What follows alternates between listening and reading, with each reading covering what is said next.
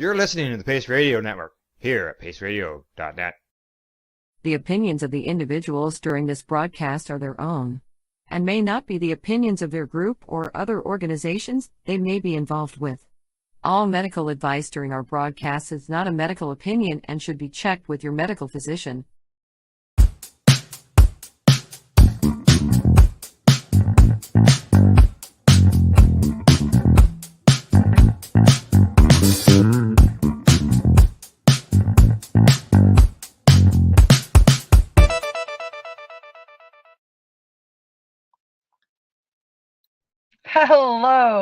Hello, and welcome to Mushie Moment for today.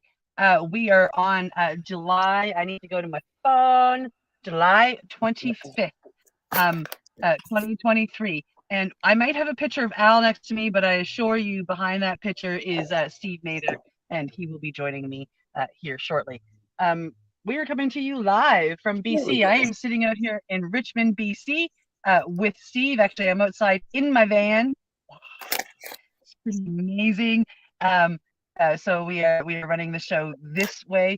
I'm just going to be honest. We were a little bit unorganized this morning, so that's why you had a picture of Al, and I'm kind of disheveled. But we're here, and we're live, and we're awesome, and we're happy. Good morning, Steve. Good morning. Yeah, I don't know what happened there. All of a sudden, my camera just quit working. I was having a bit of a issue getting it going there. I don't know. Looks like it's going to be technical difficulty day. Oh, yes, it does. I am just sitting here I took my microdose for today, and I did some happy grounding medicine this morning. I picked cacao for grounding, and heart opening and love. So it's pretty amazing. Oh, but the Wi-Fi is not. Steve's still playing with his computer. So. Yeah, you're lagging. Am I lagging? Yeah, you're lagging out. Well, it's one of those days, isn't it? It is. Hey, why don't you see if you can pull your van closer to the house?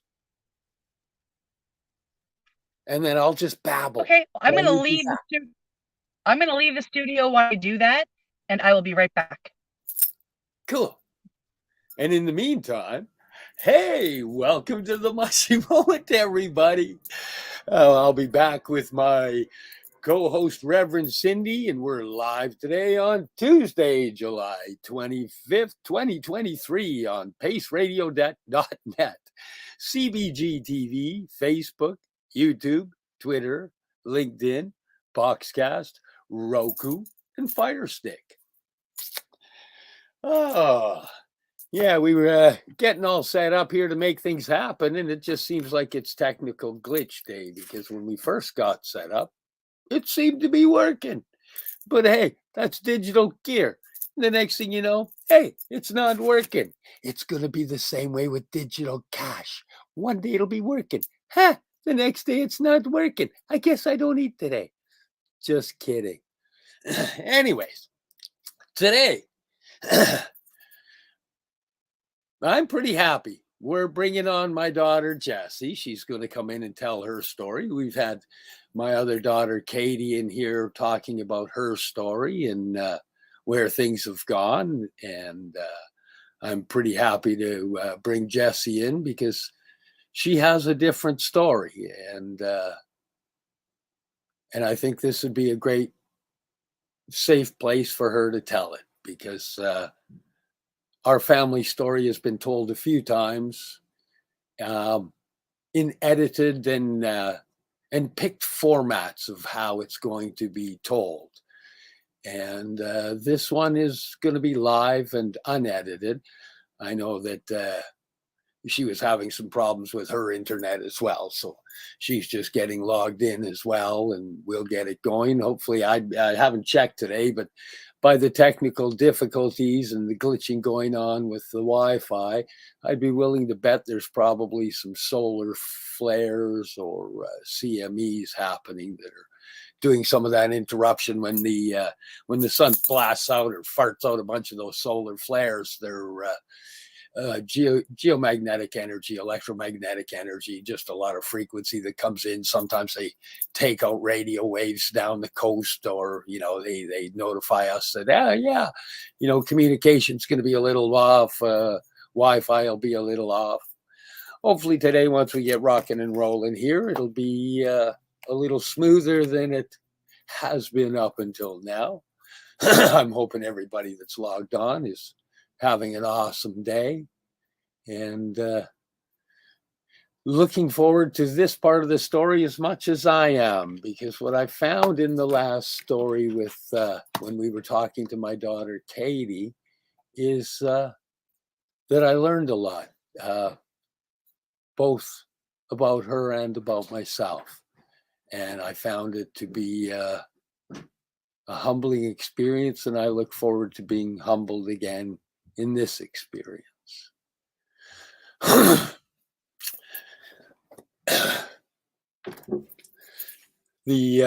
For anybody that doesn't know the story, I have a couple of twin daughters that are currently in addiction. They've been through recovery, and they've been through addiction, recovery, relapse, kind of a generated circular cycle of back and forth.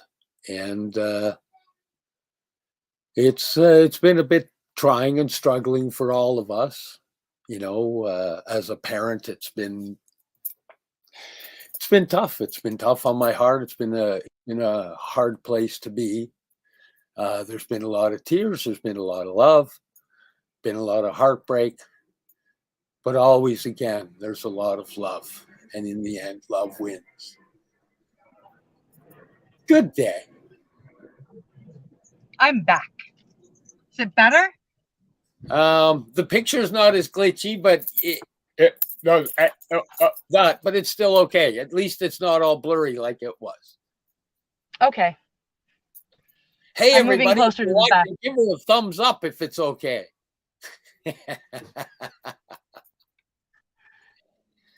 Oh, in the meantime, back of the van now.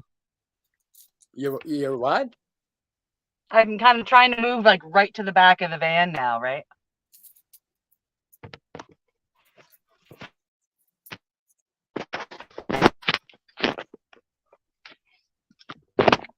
It's okay. Your audio doesn't glitch out. It's just your video that kind of glitches a bit. So I wouldn't worry too hard about it. Okay. I'm here. Cool. So I was just, talking about how, as a parent with addict kids, just kind of where it leaves me sitting, and with some of the struggle and some of the heartache and the love, it's been honestly, it's been just like grieving a death, working through addiction. You go through so many stages that it's just absolutely mind-boggling. There's, I've been through the anger stages. I've been through the depression stages. I've been through the I gotta save them stages. And I finally found the how about you just try to love them stage.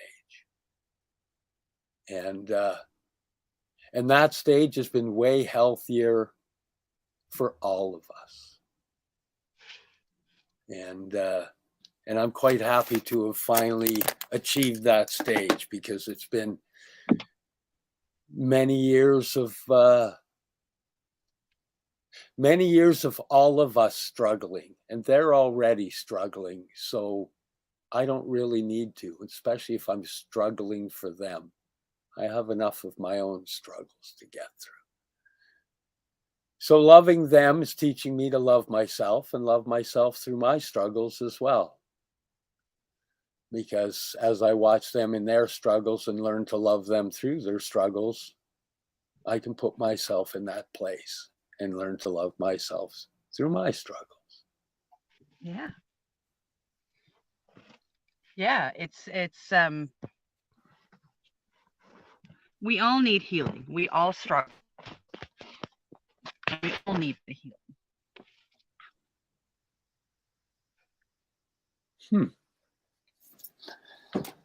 Okay.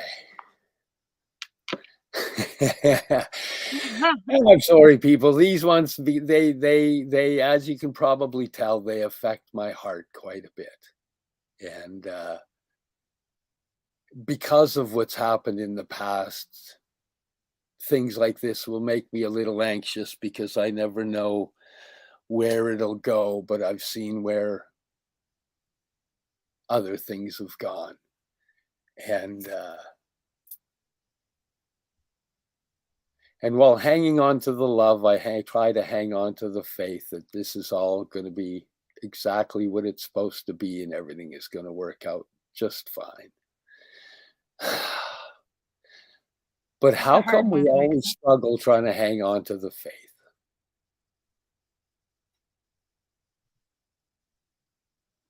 What have you got for me, Cindy? I don't know how to answer that question. Why do we struggle to hang on to the faith? I don't know if there's an answer for that. If anybody watching has an answer for that, drop it in the comments.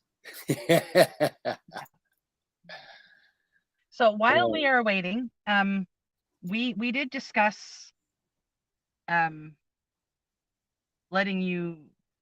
you tell your side. And I noticed that when I came on from moving the vehicle, you were speaking of your side, which is really beautiful. I personally come from both sides. I am both the daughter and the mother in different situations. And it's hard. Like you, I fought to hold myself back from just grabbing her by the hair and throwing her into a room and keeping her there until she was sober. But that wouldn't have worked. I mean, I would have let her out of the room and it would have happened all over again. I'm also the child that has been looking for support. And instead of just somebody grabbing me by the hair and throwing me in the room and, waiting for me to be sober. So yeah, how did I keep the faith through all that? How did I not go totally crazy, which I think I did for a minute? I don't know. That's a really hard question. Oh man. Really hard question. But again, one of the things I've noticed is through all of the struggles, even with the darkness that can be there, as I'm viewing back on the struggles, I'm able to see how much love I was surrounded by, how many people cared, how many people tried to help, how many people tried to love me and my family unconditionally. But as a person that didn't understand unconditional love, that just scared the shit out of me. And we just motor on off because I couldn't figure out what was wrong. But wow. Yeah, it's been a long journey coming getting to this place of actually being able to sit here and just talk about it like this. Oh, what's that? Not sure what's going on there. Again, it looks like it's a technical difficulty day. Should I check and see if there's solar flares and CMEs happening today? Because I'm willing to bet they're pretty heavy. Jessi's logged on, but her device isn't working either here. I'll just send her a message here to tell her to turn her mic and camera on. Turn off mic and camera.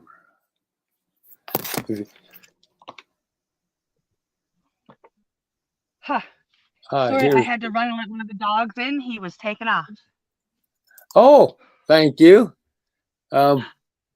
We have something here very difficult being a parent today, as there is too much bad than good out there, both for parents and children. Yeah. There's actually got to be equal amounts. Duality is part of where we live, and it's actually got to be equal amounts. But we have negative put in front of us because negative makes better news, and it makes better, exciting stories. It holds people's attention longer. So we see more negative. It's not that there's more negative. It's that we see more negative. It's presented more, and we're programmed to resonate in the negative and look for the negative. But honestly, there's just as much light. There's just as much love. There's just as much good out there. And it's just not pushed as heavily,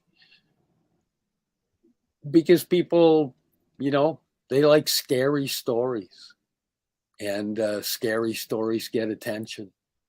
But Yeah. you're right. It is a tough place to negotiate out there right now. The addiction world is scary as all get out. Hey, Jay, Greg, thanks for logging on, buddy. Wow.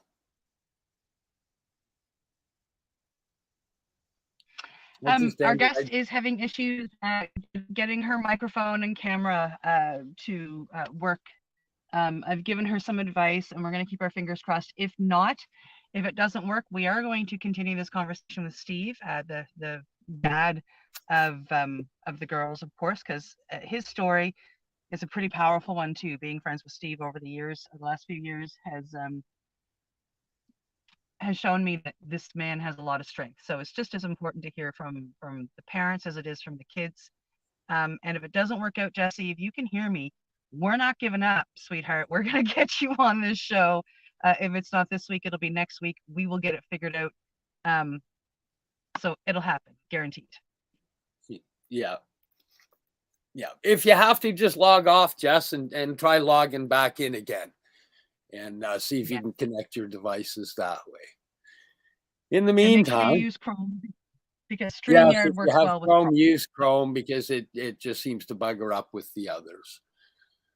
Yes. Oh, wow. So in the meantime, let me ask you a question, Steve. Sure. We chatted with Katie. She was on the show, and we had found out through conversations that, of course, you knew a lot of this before, but it started long before you thought it started. By the time it was out there enough for you to see it, of course, there was an actual addiction. It wasn't a party of taking a couple of pills, once in a while. By the time you had come along and discovered it, it was active addiction. And I guess the question is, with drugs now, with it being, with opioids, some people can have instant addiction off the first one. And,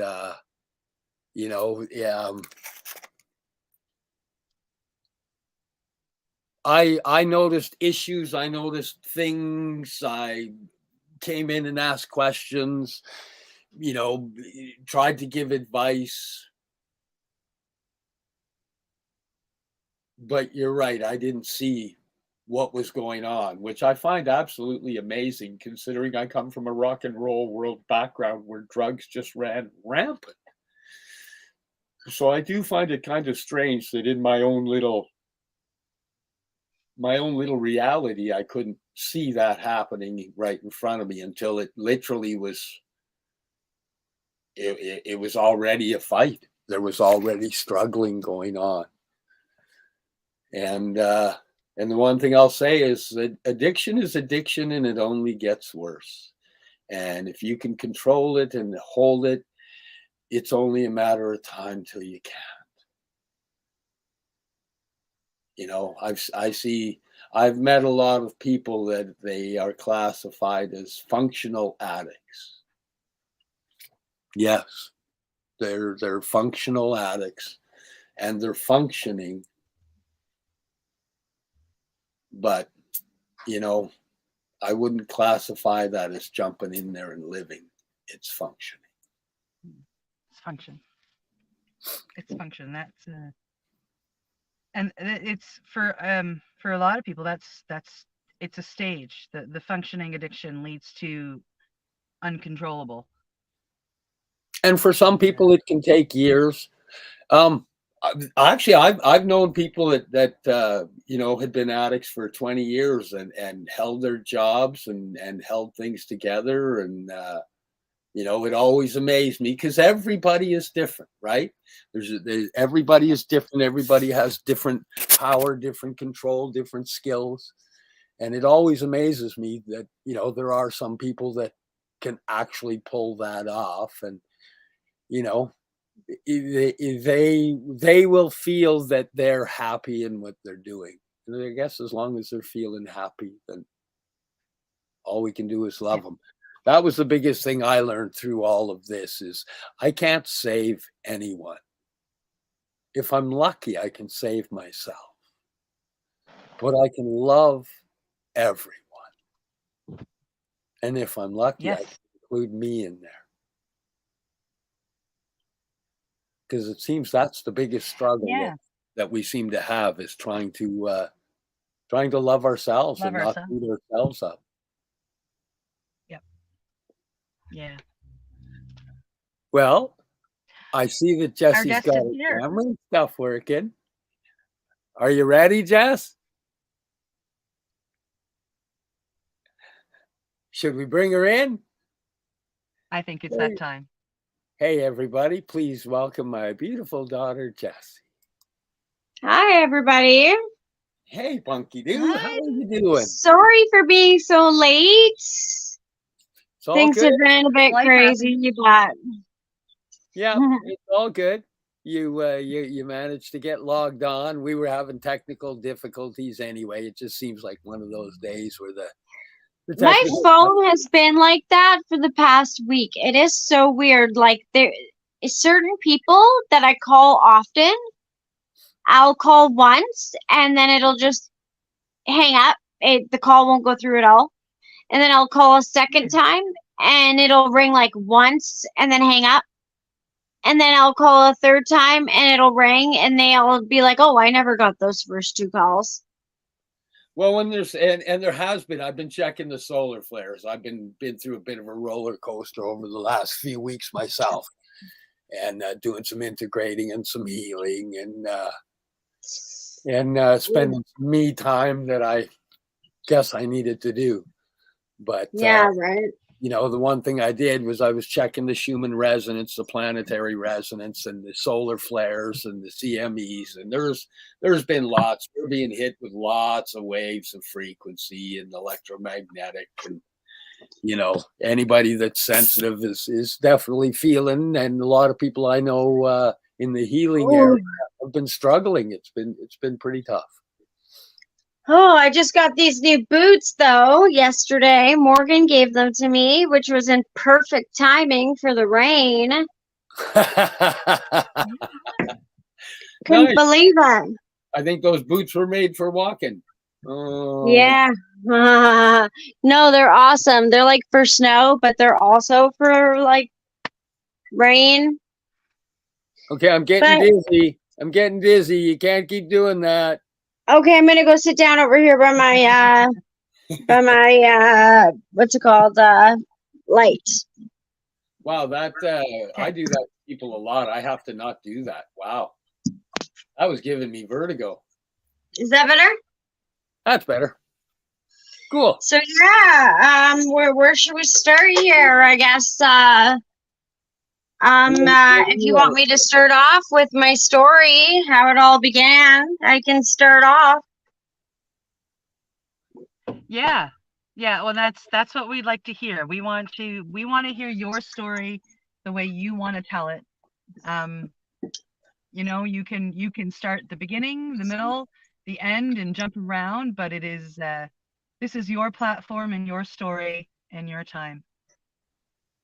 All right. Well, basically, yeah, like I never ever saw my future, you know, turning out this way. Like, you know, back when, we were like, when I was a kid, I grew up in that age where technology wasn't where it's at now, but it wasn't where there's black and white TV and we have no technology. You know what I mean? So we had technology, and it was kind of easy for our parents to, like, what's it called? Monitor our internet time.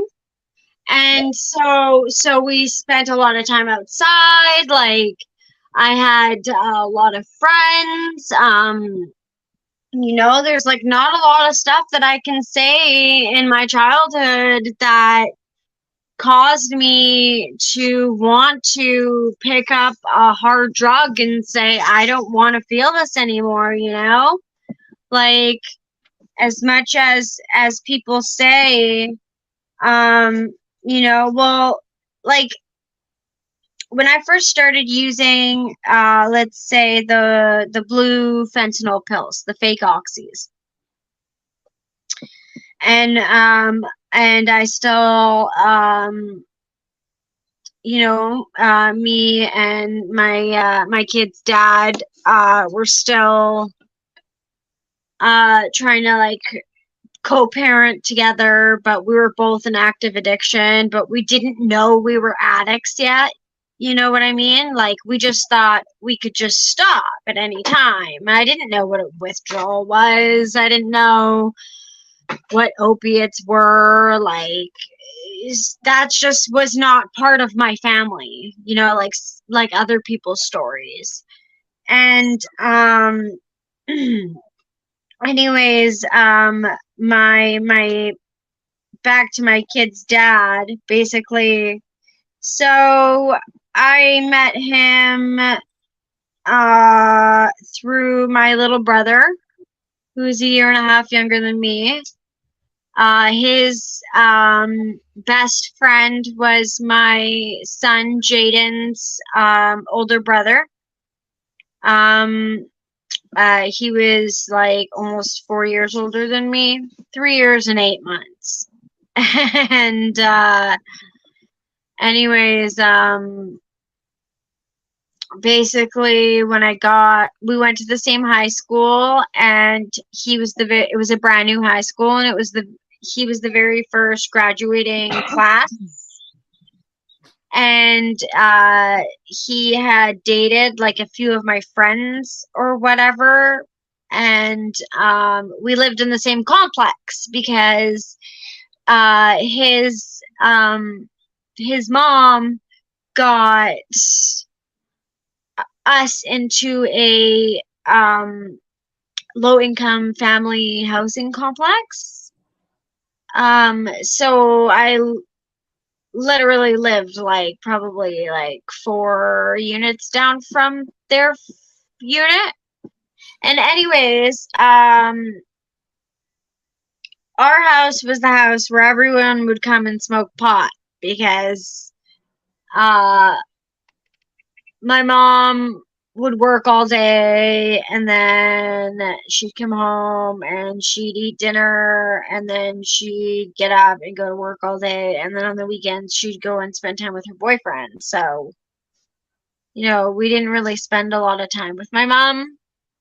Like, we did when we were really young, but as we got older, like, things just changed, like, her priorities changed, and I feel, like, just looking for love, like, that's, I think, could be part of maybe one of the reasons. There's a little bit of mommy issues, a little bit of daddy issues.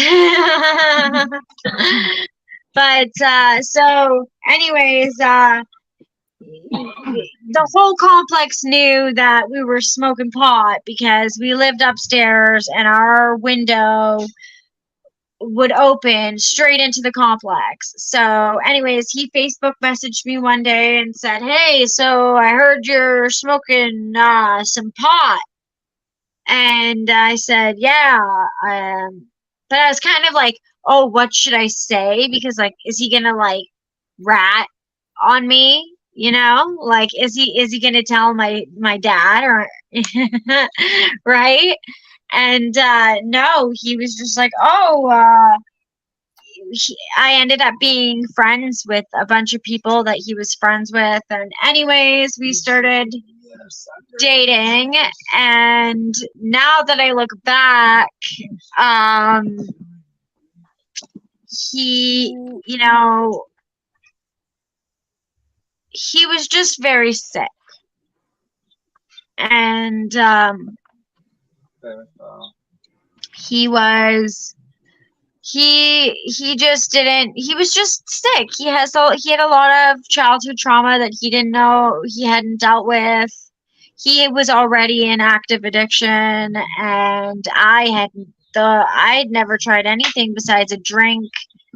And I think maybe I'd done a couple ecstasy pills at this point, but other than that, I hadn't really tried anything else. And he was already like, sorry? At this point in time, how old were you? I was about 15. Okay. Oh, we're at 30 minutes. We should do a sponsor thing. Okay. Yeah. Hang on, Jess. We're going to do a little sponsor thing, and then we'll come back. Okay. Okay. Okay. Here we go. It's break time. Time to check out our sponsors and pay some bills. You're here with us live on the Mushie Moment on Facebook, Twitter, YouTube, Boxcast, CBG TV, and paceradio.net, and we'll be right back. You're listening to the Pace Radio Network here at paceradio.net. Cannabis edibles are an effective way to manage pain and other ailments, especially when you deal with your trusted partner, Legacy 420, in Tyendinaga, Mohawk territory. You see, we lab test every product on site to ensure proper dosage every time, which is critical when consuming cannabis edibles. All Legacy 420 edibles are made by our classically trained baker and chocolatier, and we also have super tasty vegan options. Our baker has been in the industry for 25 years. She's also a chocolatier. Everything from savory to sweet, your chocolate bars, brownies, butter tarts, you name it, we make it. Talk to our knowledgeable Cannatex about our incredible variety available. Give your trusted partners a call. Legacy 420 out on your road.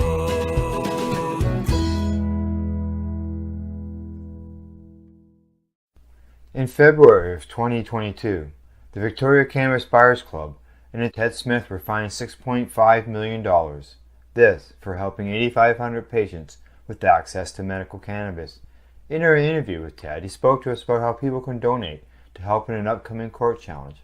And here is part of that interview.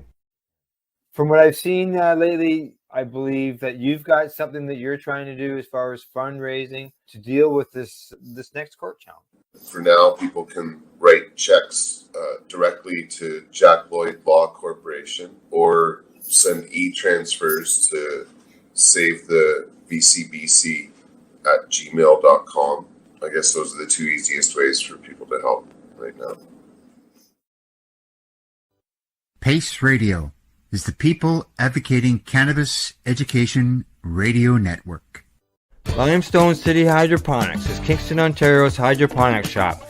Take your growing to the next level and create the optimal environment with a tent kit, or maximize your yield with an ebb and flow flood table kit. Either way, Limestone City Hydroponics has more sizes and options to fit your needs.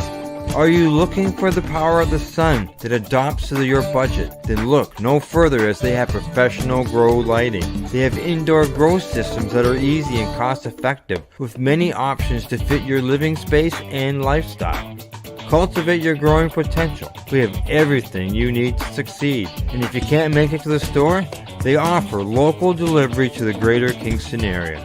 Remember, when you're looking for experts to help you grow, then look no further than the locally owned Limestone City Hydroponics, 105 Sunderland Drive in Kingston, Ontario. Call them at 613-548-0420. Are you a cannabis content creator? Are you looking for a place to have your content seen? If you answer yes to both questions, then you need to check out cbgtv.com. CBG TV broadcasting to a worldwide audience. Find us at cbgtv.com. Enjoy the buzz of legalization with Campbellford Lifestyle Shop. From lights to plant nutrients, books, consumption accessories, and more, we've got all your basics to grow or consume cannabis. Visit our info center or take a look at our piercing services and body jewelry, now available in-store through Campbellford Lifestyle Shop, 17 Bridge Street West, Campbellford. We are people advocating cannabis education here at paceradio.net. Welcome back to the Mushie Moment, streaming live to you here at paceradio.net, cbgtv.com, Facebook, YouTube, Twitter, Boxcast, and on Roku and Fire Stick. We're here today with Jessibelle Mather.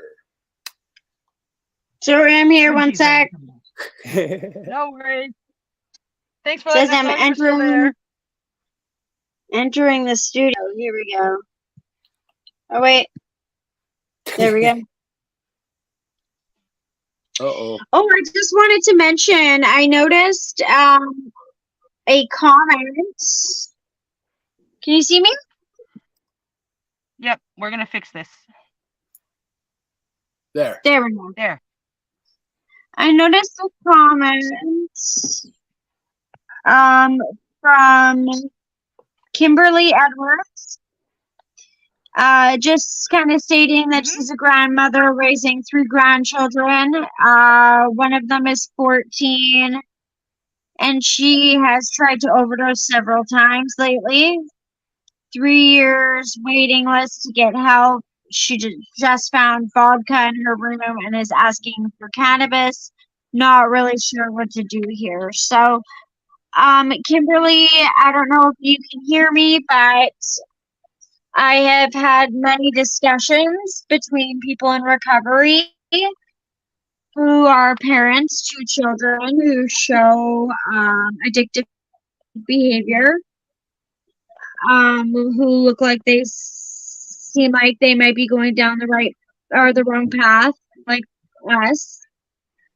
And from what information I've gathered, the best thing to do is that if she's going to continue to, get alcohol from strangers on the street for who knows what, or weed laced with fentanyl. Like, I've had a friend who had weed laced with fentanyl and she almost died in the hospital.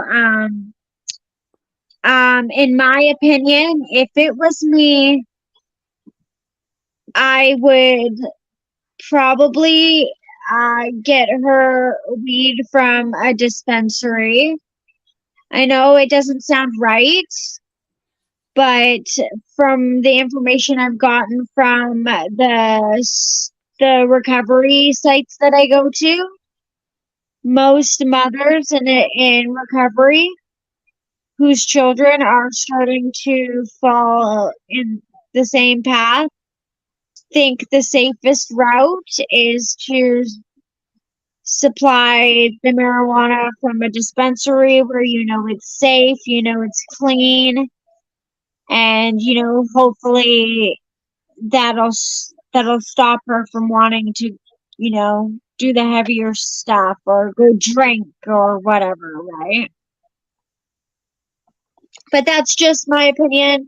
That's just the knowledge I've gotten from the sites that I've been in from recovery. So I just wanted to mention that because that is a topic that comes up a lot in the recovery sites that I follow. And better to be safe than dead. Exactly. Yeah. Exactly. I know it. I know for a parent that's a really, really tough thing to process and pull into line.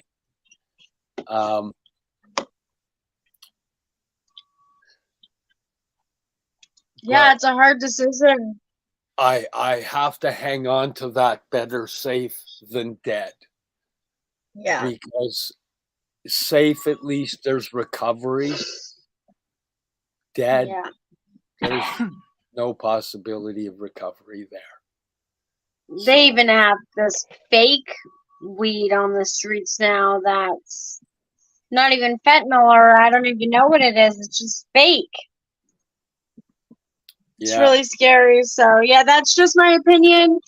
But don't take my opinion and roll with it. Do your research. Do your own research always. Yeah. And listen to your heart. Yeah. And you do what you think is best. But I just saw that comment and I wanted to mention that. But anyways, I'll get back to my story here. So where we were at, yeah. So I started dating my son's father. I don't know if I should say his name. I don't just say the first name. I don't think he'll mind at all. He's got his Okay. own story, and maybe one day he'll be here. So his name was Jordan. His name was Jordan, and yeah, he, I thought it was cool. I thought it was cool that I had a boyfriend that could drive, and he was like this cool drug dealer, and We he should gave me lay a my disclaimer first. right now, though, Jess. We should lay a disclaimer that right now he is clean and doing really well. Yes. And hanging on to recovery.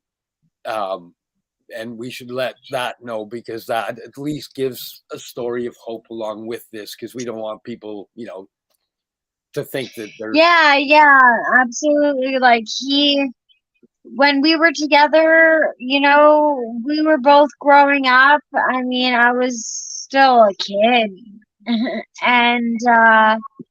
and he's clean now. He's 3.5 years clean. He just had a daughter with his new wife, and they have our son full time. His name is Jaden. He'll be 11 in December. So yeah. So basically, yeah, I just met him. Thought it was, like it was cool. But then I started noticing signs like, oh, I don't really like you. I don't want you to tell your parents we're dating, or let's keep it a secret. And then there's times where he, like, my friends would want to hang out, and I'd be like, oh no, he's coming to pick me up, and I'd be waiting all day long until like 3 o'clock in the morning, when he decided he wanted me to come hang out with him in his mom's car to do lines of cocaine while he was already in psychosis. Like, it was just toxic, and there was a lot of infidelity, and not on my part, but on his part. And that's 100% completely honest. We were together for 5.5 years, so I finally decided to leave him when I was almost 21, so I was 20, or I would have been 19 turning 20. I can't remember. But anyways, Jaden was very young, because I moved in with you because he went to detox. Remember, Dad? Yeah. And I decided, I didn't think I was an addict yet still, because I was able to. I didn't do any drugs or drink when I was pregnant, except for a little bit of the green stuff, which is controversial, but I'm just completely honest that it helped me with my nausea. It helped me with my eating. It was that, or it was pills that the doctor wanted to give me, and I didn't want to take those pills. Like, it's crazy to think that before I even thought I was an addict, I refused to take any medication from a doctor while I was pregnant. And then I had an all natural birth with nothing, literally just oxygen for 10.5 hours. That's incredible. Wow. Ha. Well, props to that, because that's hard. Yeah. Oh, And then I became an addict. Like, what the heck? I should have just taken the epidural.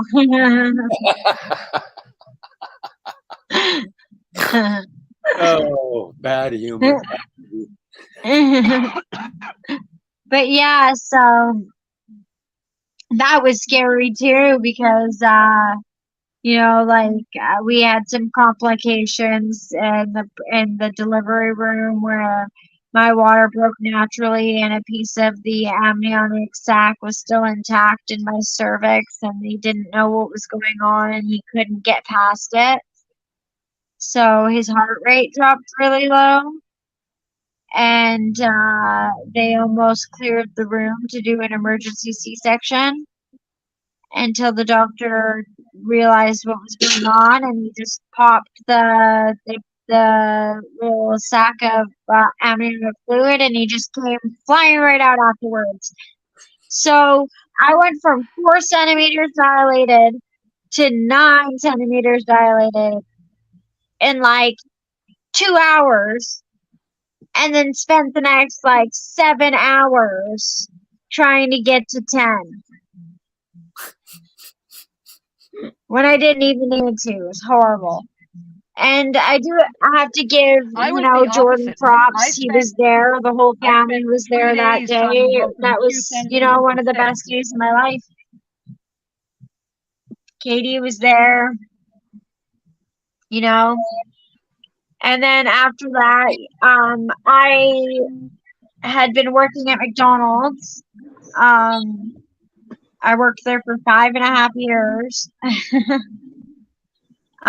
Because when I was younger, my dad's like, I'm not signing for your learners unless you go get a job. So I got a job at McDonald's, and then I got pregnant when I was 17 with Jordan, right before graduation. And I didn't qualify for income assistance because I not an adult. So I kept working at McDonald's.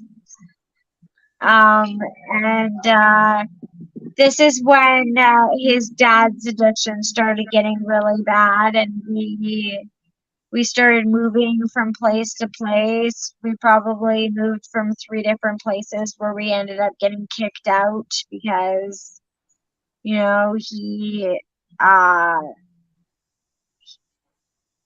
he would just come home and really late at night and be in major psychosis. And I won't go into too much detail because it was pretty traumatizing. And he's not that person anymore, so I don't want to talk too much about him. But anyways, after dealing with enough of that psychosis, I just couldn't take it anymore. And then also I found out that he had been having an affair with my best friend after he tried sleeping with my sister. So we broke up, and I had to start learning how to adult by myself, which I had never done because I had literally been with this guy since I was 15. And so I'd never been alone. And so Katie, my sister, was partying, and the pain, was just really hard, and she had these pills, and so I just started, trying them. I didn't know what they were. On they were so-called oxys, but even oxys, I didn't know what any of that stuff was. I didn't know you could get withdrawals from it, and I definitely didn't know that they were fake and they had fentanyl in them. So after doing them regularly and realizing, oh my God, I feel really not good when I don't take these. I realized I started to, need them every day, and I ended up losing 3 jobs. I lost my apartment with Katie. I moved into her boyfriend's house, slept on her couch, which was completely mice infested. It was disgusting. It was like imagine sitting on the beach and watching dolphins jumping in and out of the water. That's what the mice were doing in the couch. It was disgusting, and that's what I slept on. And yeah, so I decided I didn't want my son in that environment. So I called his dad and said, can he come stay with you guys until I find proper housing, because I just I don't think this is a safe environment for him. And they said, yeah, sure, that's fine. And because he had already been to detox at this point, his mom thought he was sober, and then he had a relapse, and then anyways, I ended up having a sleepover for the first time in like 6 months since I made the decision to have him live with his dad. And that's when me and my sister took him to the park with her boyfriend's dog.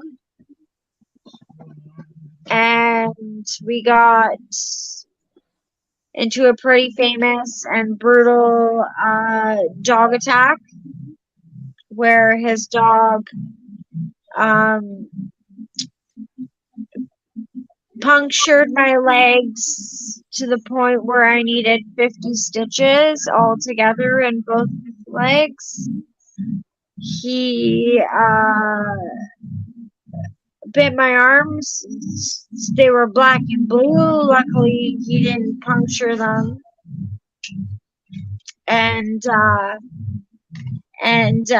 my son was there, and I did not feel anything. All I felt was I need to save my son.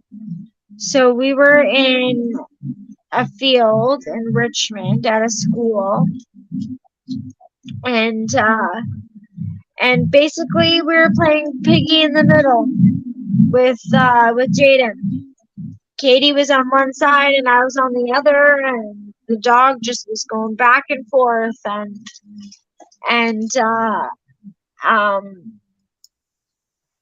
it was crazy because like my sister, she got the worst of it, she got the brunt of it. She got over 100 bites to her body and plastic surgery on her arms and legs. He detached bicep, all this stuff, right? Oh. And when I was watching this, I dropped my phone because I was just so focused on getting Jaden safe that but the 911 call was still on. So they had everything recorded. I actually still have the recording on this phone, and I finally got Jaden up on the very top of the playground because that's all I could think of doing at the time was just get him as high as possible. And then when the police showed up, I was looking at my sister and she was dying. I could see her. I could hear her. It was such a crazy experience. Like I could hear her in my mind telling me, "It's okay. I'm okay dying like this as long as I saved my nephew." And I could see her soul starting to leave her body. It was the craziest experience. And then a police officer that I will never be able to thank more than she deserves. Constable Abear. Stood over top of my sister and shot three shots at the dog before it finally stopped chewing her. And then Jaden was in the back of a police car, so finally he was safe, and as soon as he was safe, I could feel the pain in my legs. And I just remember screaming, "My legs! I can't walk! My legs! I can't feel them!" And they sent me to Richmond Hospital while Katie got sent to Vancouver General because they didn't have the proper equipment at Richmond Hospital to take care of her.